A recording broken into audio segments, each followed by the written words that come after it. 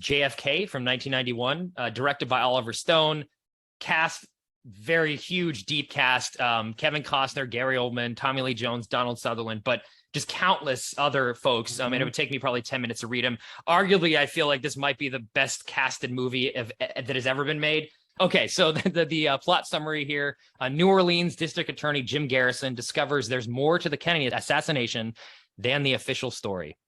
What this movie does so well is, capture both the promise and the optimism of what America could be with its power, but then also question the things that it has done. And I think this encapsulates both my feelings of, and shaped, honestly, both my feelings of questioning this country, being upset about the things that it's done, but, having an optimistic side of, well, the promise is still good. Like what we say we want to be is still a noble thing that we should continue. We're definitely far off from that. But we should continue to move in that direction and try to encapsulate the promise of what America is, but that you have to fight for it. It's not going to come easy. The forces of the darker sides of America are going to be stronger, and you have to fight against them to overcome these things. And I think, again, this movie definitely shows that. It puts Kennedy sort of in this film. Oliver Stone has him represent the promise of America, what America could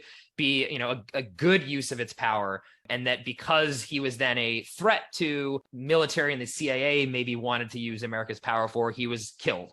So this movie is definitely putting forth the case that Kennedy was killed by, the CIA, either officially or unofficially, which is something that, I do believe was what happened. Maybe it was because I saw this movie a billion times as a young kid or not. But, I do believe that that's a good thesis. And I think, even though there's some arguments to be made that the way that Stone portrays Kennedy is not necessarily historically accurate in terms of what he probably wouldn't have ended Vietnam and all these things that happened after, if he had lived. But the fact that he didn't live, you can then have this alternate history, basically, of like America as a force for good in the world. And I think that's what Kevin Costner, who puts incredible performance in this film, is wrestling with. Like, he can see what America, he loves his country, he loves what America can stand for, and is horrified by realizing what America has done to Kennedy, which, again, you can kind of view as what America's done to the promise of what America maybe should be. So it's having that feeling of, you love it, but then you can still criticize it and be disappointed in it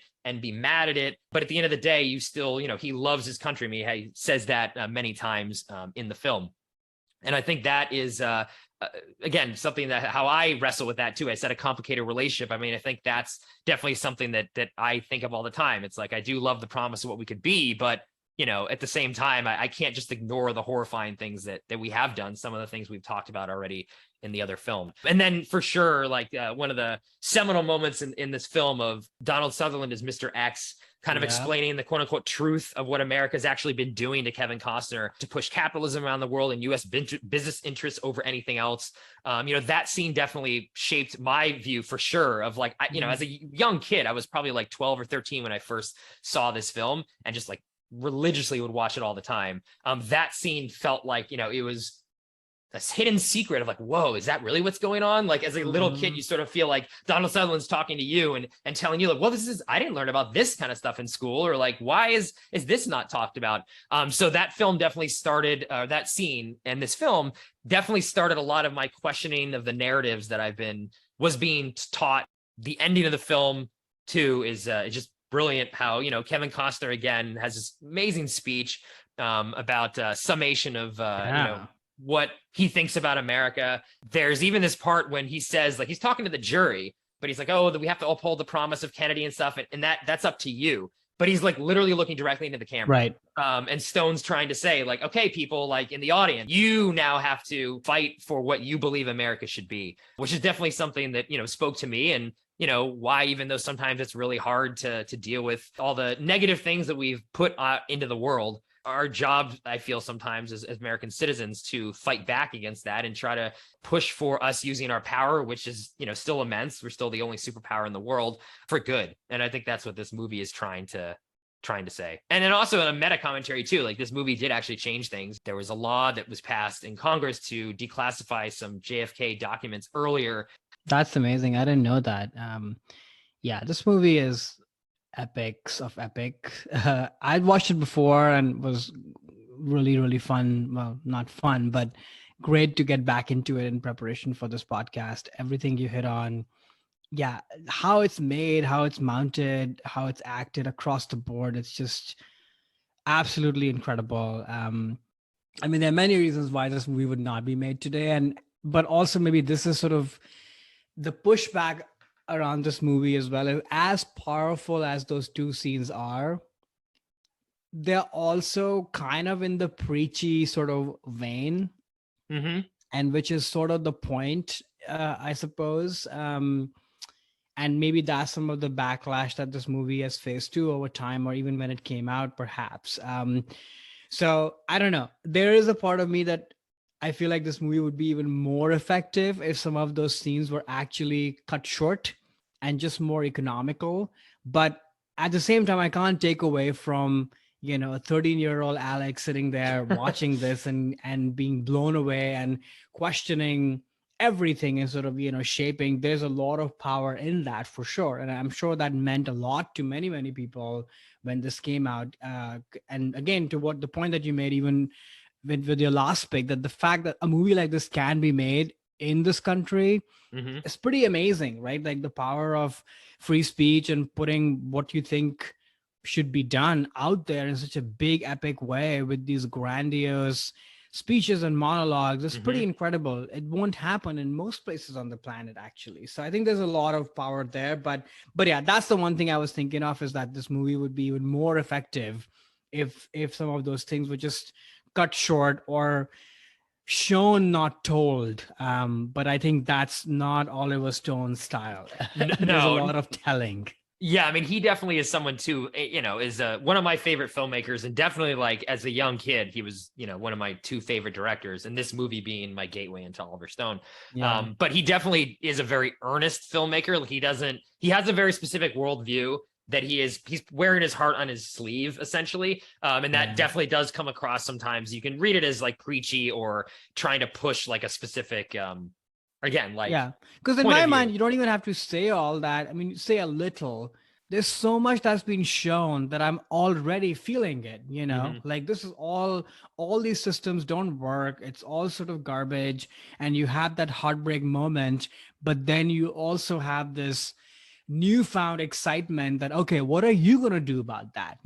Are you all just going to sit back and twiddle your thumbs because things don't work? Oh, boo-hoo, get Right. up and do something about it. Mhm. So you're already feeling it. I don't think you need grand speeches. You need a little bit. Mm. It's not 15 minutes. Yeah, yeah. I mean, I actually only now watch like the director's cut of this, which I think is even like 20 minutes longer than Oh the my theatrical one, gosh. because I just can't get enough of this movie. But yeah, no, I hear what you're saying. I think because he's trying to fight against, I think, just the other propaganda that had been so ingrained in the culture that for an audience. I mean, maybe he's not treating the audience with the intelligence that maybe he should, but he definitely is trying to like push back against a decades of the classic narrative of what actually happened, and then not only whatever happened too, it's like what the US was going through at the time, like from even the opening 5 minutes. I love that, where it's like a sort of talking about the military industrial complex and why we were involved in these different things, and it wasn't really about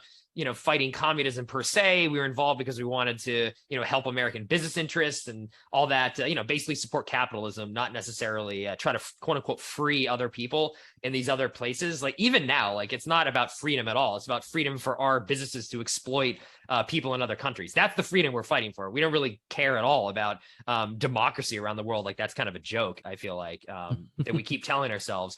Yeah, no, I think it's just trying to push back against that. And sometimes you need a little bit of a propaganda tone to fight back propaganda. Yeah. So there's some of that's happening as well. But yeah, this movie is brilliant.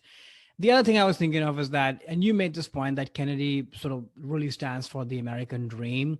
Maybe that's the place where I would have probably done a little bit more literal translation, because he's not perfect either. I don't even know if this is what he stood for, maybe. And so it becomes so much about the pursuit of sort of making sure that Kennedy's legacy lives on. And I know a smarter audience will translate that. But for the cynics out there who, don't believed in him Mhm. or what have you, I think the movie would be a lot stronger if that at some point you just moved beyond that and made it more about the country and the people. Yeah, I think that to me is because this is one of my favorite movies of all time. I think it is well also a movie that I would consider perfect in every way. But the one thing I think that Stone doesn't do a very good job, and it's exactly what you kind of hit on. It's like he is hero worshiping Kennedy, and maybe look, like he went through that time, like he lived through that. So maybe that was his 10-year-old self or whatever, idolizing the president who, again, at that time he was seen as, oh, this young president with good looking family and, the future of America is now in this guy. And I think that is the case. The case he's trying to make for what Kennedy represents, I think is kind of faulty. Like as someone who also, loves American history and understands exactly what really was going on there. Like he's making some leaps that I think are not defensible in terms of what he's trying to say, what Kennedy is. But I think he just can't get over as in his own mind. I think he just worships Kennedy so much that it comes across in that. I mean, some of that stuff that Costner's saying at the end too, like, oh, he was our king and you worship but I'm like, okay, this is a little bit. Yeah. Like, okay. I mean, again, I'm swept up in it and I'm like, oh, like I'm crying when he's saying all this stuff, but it's like, no, it actually like we shouldn't be venerating Kennedy in that way. But I think what the movie is using him for as a vessel for a promise of a better America. And yeah, maybe he gets a little bit too much with hero worship. I mean, no, he definitely does. I don't say maybe. He definitely does do a little bit too much hero worship, but I just get so swept up in it.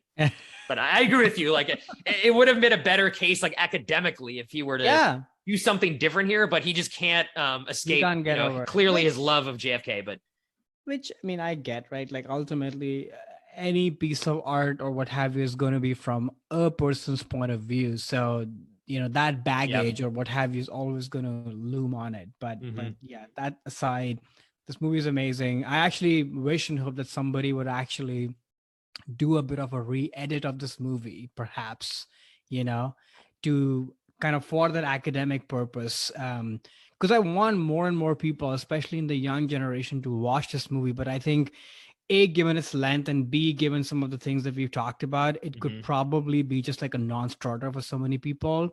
So if this is sort of maybe a different cut of this movie, which is not 20 minutes longer, but actually 20 minutes shorter with some of those things kind of adjusted just a little bit, I just think it'll be super relevant, without a question. It still is to me and obviously you, but I think it'll be even more relevant. He did make a unofficial sequel that came out this year that is a strict documentary though, where he's going over more evidence that was unlocked because again of this film, where he goes into much more detail on proving why the CIA was the people who did this. There's no way it was Oswald. It's I mean, I just love the Kennedy assassination too, just to learn more about it. It was a fantastic film. I know it's different than what you were just saying, but because it's not a narrative, it's a documentary. And but I would recommend JFK Revisited, I think is the title. It's really, really well done. Hey there, it's Alex. If you like the review and discussion Karan and I just had, make sure you subscribe to our channel, Movies That Shaped Us, to get full episodes. Every other Wednesday, Karan and I cover a topic around important people, places, events, and moments in our lives, and then explore it through 3 of our favorite movies. Subscribe right now, or follow our podcast on Spotify or Apple Podcasts via the link in the description below. Hope you join us for the journey.